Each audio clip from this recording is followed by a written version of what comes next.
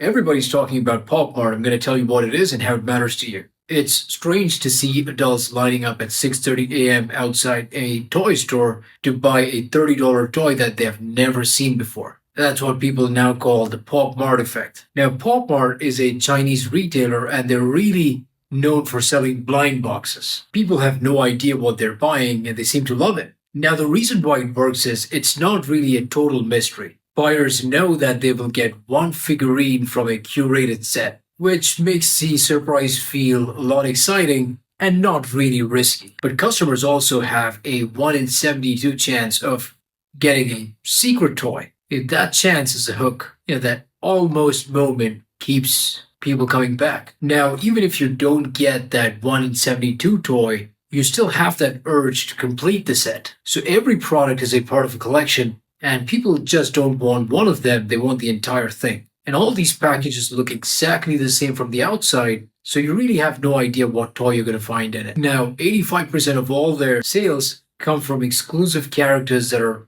developed by niche artists, not really Disney or Marvel. Now, that really gives them the creative control, the margin, and also the fan loyalty. And this is really what experiential retail means. A lot of people throw around the word experiential retail, but they really have no idea what they're talking about. Now, in the case of Pop Mart, the store becomes the event. The store is actually setting the stage for people to interact. There's that anticipation, a feeling of community, and the emotional payoff all on site. Now, the reason I'm telling you all of this is you really don't have to beat yourself to a corner to come up with an original idea. It's really about taking an idea that works and then applying it in a different context. When you hammer yourself for an original idea, it's very hard to justify the output for every unit of brain damage you have to go through. So start thinking about how you can use this idea in your business. It could be a product or a service. If it's a product, think about how you can make it fun. Include a mystery item when you ship things out, or you could run a monthly secret drop for a subset of your customers.